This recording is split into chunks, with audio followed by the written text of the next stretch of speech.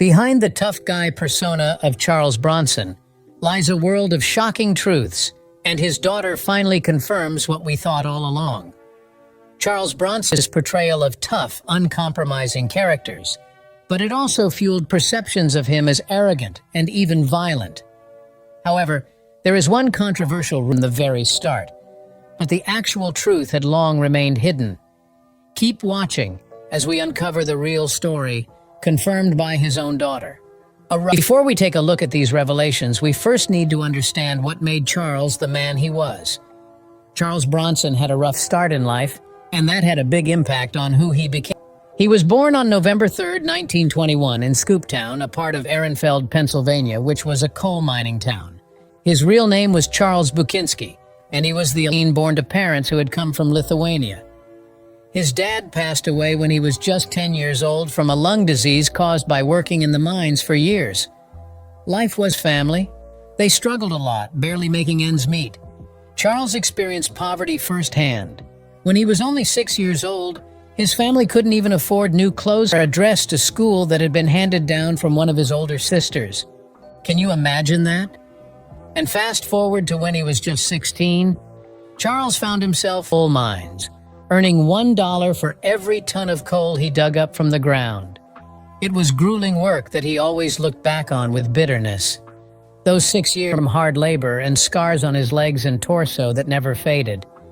Spending countless hours in the dark, cramped tunnels took its toll on him, leading to frequent headaches and a fear of, "I can still smell the coal in my nose," he would often say, reflecting on those challenging times. Then in 1943, he got called up to serve in the Army. Didn't get twisted over time. Well, later on when he became an actor, people would say he was a tail gunner in World War II.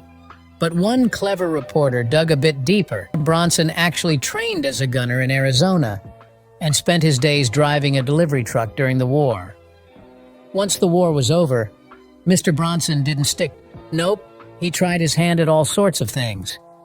He laid bricks, flipped burgers as a short-order cook, and even picked onions in New York. Then Atlantic City, where he rented out beach chairs along the boardwalk. And guess what? Fate stepped in when he crossed paths with some actors vacationing from Philadelphia. He convinced them to let him show off his painting skills for their stage sets. Well, they were mighty impressed, and not only hired him, but even gave him a chance to do a bit of acting. Bronson, who started off painting, discovered something unexpected. He loved acting even more. Back in 1949, he packed his bags and headed to California at the Pasadena Playhouse to learn the art of acting. There, young Mr. Bronson, just 27 years old, falls for the charms of an 18-year-old aspiring Harriet Tendler. They tied the knot that very year.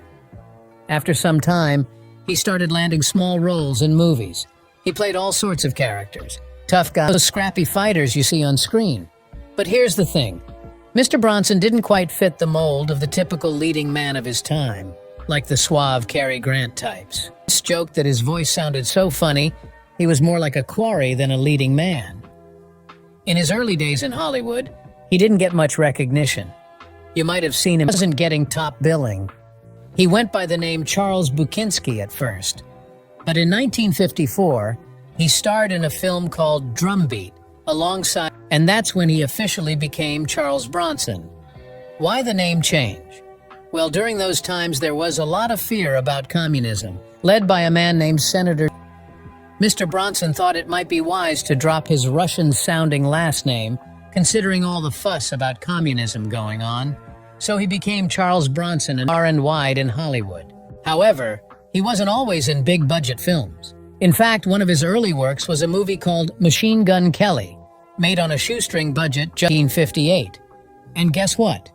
A famous French actor named Alain Delon saw it and liked it so much that he invited Mr. Bronson to France. There, he starred in L'Ami, and it became a huge hit all across Europe. His personal life parallels. Before we take a look at the revelation made by his daughter, let's talk about roles that was closely related to his real life. In 1963, he played Flight Lieutenant Danny Tunnel King Valinsky in a movie called The Great Escape. An expert at digging tunnels to break free from prisoner of war camps, even though it made him feel claustrophobic. Funny enough, Bronson could relate to Danny because he had his own experience. You see, during World War II, Bronson served in the military, and he also worked in mines as a child.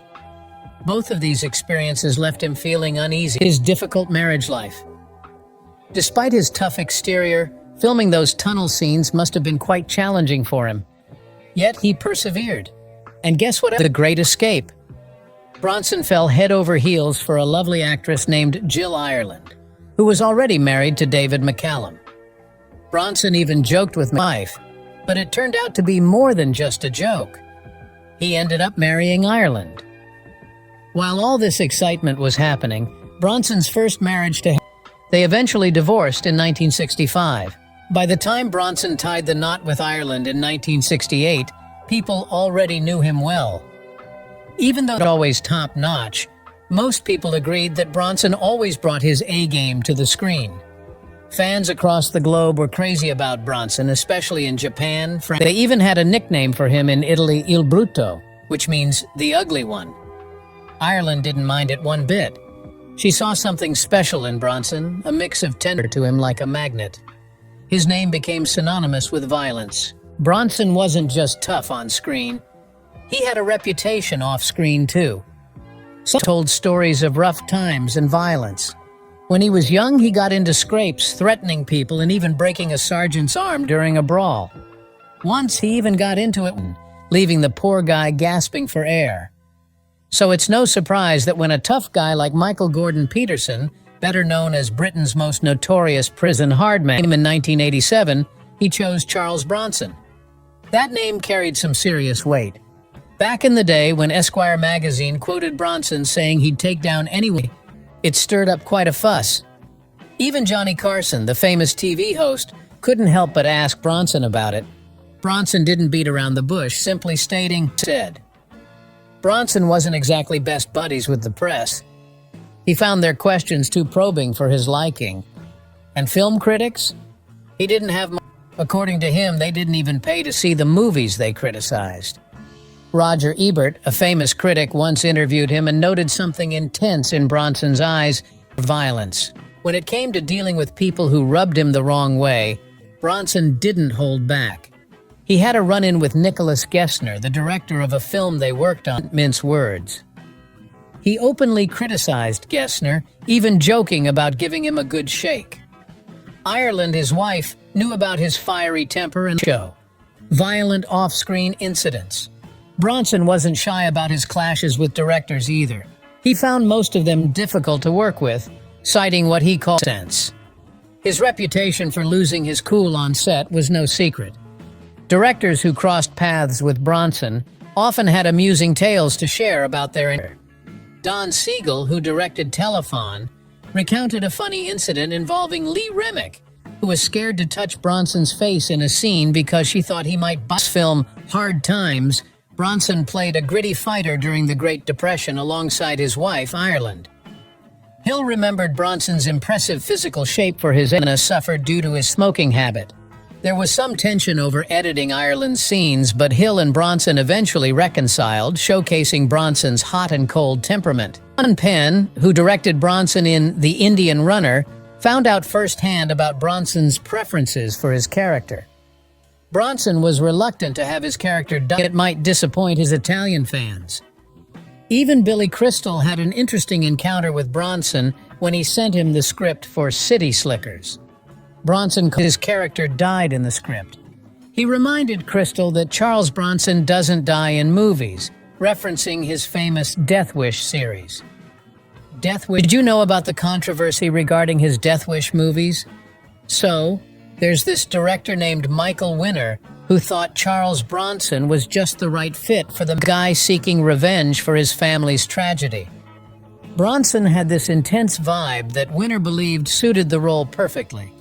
The movie is about a man named Paul, architect, until something terrible happens to his family. Then he goes all vigilante, roaming the streets with his trusty gun, looking to settle the score with the bad guys. And get this, is played by none other than a young Jeff Goldblum. Now, before Bronson took the part, it was turned down by some big names like Clint Eastwood, and even Henry Fonda too said no, calling it downright repulsive. But when Bronson got asked, he was all in. Bronson, in his usual tough guy style, supposedly said, and when Winner asked if he meant the movie, Bronson's response was classic. Nope, I'd like to shoot muggers. Now, you might be thinking, was Bronson okay of the movie? Well, his agent Paul Kohner sure didn't think so. He warned Bronson about the risks, fearing the movie might send the wrong message about taking justice. But Bronson was firm in his belief that the movie's message was all about the dangers of revenge. He believed that an eye for an eye makes the whole world blind, you see. Death Wish hit theaters on July 24, 1974. It cost $3.7 million to make, but it brought in some serious cash at the box office. Can you imagine? Now, Death Wish was based on a book from 1972 by a guy named Brian Garfield. He wasn't Charles Bronson as the main guy, Kersey. Garfield thought, oh, once you see Bronson, you just know he's going to start shooting up the place. But get this, wanted the movie to be directed by Sidney Lumet, with Jack Lemmon in the lead role. Can you picture Jack Lemmon as a vigilante? Well, the director, Michael Winner, wasn't too... He said it only sold 3 copies, and those were probably bought by Garfield's mom. Winner was pretty blunt, saying, "Come on, Garfield, did you think you were... This is a story about a guy going around killing people. That's a bit harsh." You know, after the first Death Wish movie hit it big, they just couldn't resist making more. Not once, not twice, but 5 times. They kept making sequels in 1974, 1982, 1985, 1987, and finally in... But the author of the original book, Brian Garfield, wasn't too happy about it. He thought they were just showing off Bronson's acting skills, which he didn't. He even said the sequels were just vanity showcases for Bronson. Now, these movies didn't just fade into the background. They kept stirring up trouble. In 1984, when that guy Bernhard Goetz shot 4 young black men on a New York City train, they called him the subway vigilante. Well, Michael Winner was asked about it. He made a pretty cringe-worthy joke. He said, "I don't approve of what Mr. Goetz did, but hey, if he's got to shoot someone on the subway opening." Not the most sensitive thing to say, right? But wait, it gets even weirder. In 2015, Donald Trump, yes, the former president, started talking about alleys. He was boasting about having a handgun permit and said if anyone attacked him, he'd shoot them. And get this, the crowd started chanting Bronson's name. Trump wished today because it's not politically correct. The movie about his life turned out to be disappointing. After all those Death Wish movies, Bronson finally hung up his vigilante hat, but he didn't retire just yet. He made a bunch of TV movies called A Family of Cops. Now, Bronson's characters were always the strong, silent types, weren't they? Let their actions do the talking. And that wasn't just a coincidence. Bronson himself preferred to let his deeds speak louder than his words, especially as he gained more. He wasn't one to chat much, and believe it or not, he couldn't even bear to watch his own films. But here's a twist. Imagine being so famous that in 1990, when his dear wife Jill Ireland passed away after battling cancer, her memoirs were turned into a film. Jill Clayburgh portrayed Henriksen took on the role of Bronson. Now, you'd think most people would be touched by such a tribute, right? Well, not Bronson. He was downright upset about it, taking those filmmakers to court. Here, Charles Bronson's on-screen toughness seemed to spill into his real life, too. The truth behind his wild stories about his past, making it sound like he was even violent off-screen. He'd talk about fights and how good he was at throwing knives, but as it turns out, those stories seems like he was just trying to make himself sound more interesting. He never actually ended up behind bars, and people who knew him off-screen said he was nothing like the violent character. He was just adding a bit of spice to his own legend. Now, people still call him arrogant because of his habits, but there's an even more interesting story behind it. In his life's habit, he didn't shake hands with people. Some thought he was just too proud, but the real story is quite different. Bronson was actually scared of getting sick, steer clear of germs. Some people even think he might have had a bit of OCD, but that's just another assumption. Bronson had another fear that stayed with him all his days. Big deal for him. It influenced how he lived, like when he was shooting Death Wish back in '74. Bronson made sure they stayed in hotels with rooms no higher than the second. Why? Well, he was dead set on making sure if there was a fire, they could all get out safe and sound. Isn't it funny? Bronson might have played the tough guy in movies, but he's just like anyone else. In fact, he was more sensitive than many could realize. He loved to paint and sculpt in his spare time. You might not expect it, but he did his paintings over his acting in interviews. And get this, he didn't want people buying his art just because he was famous. So he painted under his real name, his identity a secret. And guess what? His paintings sold well on their own merit. Now let us tell you a heartwarming story about Bronson and a young Kurt Russell, 12, when he acted alongside Bronson in a movie. When he found out it was Bronson's birthday, he decided to surprise him with a remote-controlled airplane. But Bronson expected. He seemed a bit distant at first, but then something wonderful happened. A few months later, on Russell's own birthday, Bronson gave him a top-of-the-line. When a security guard tried to stop Russell from using it on the studio lot, Bronson wasn't having it. He marched right up to the studio boss with Russell by his side, declaring, "We're around the lot." Now, isn't that a touching example of kindness and friendship? Tragic loss and his resilience. Indeed, he was a man who had his fair share of hardships, including the tragic loss of his beloved second wife. 8 years after losing her, he found love again with Kim Michelle Weeks, a younger actor, there for him until the very end. Bronson had some health troubles, like needing a new hip at one point. Eventually, he decided to retire from acting because of his health.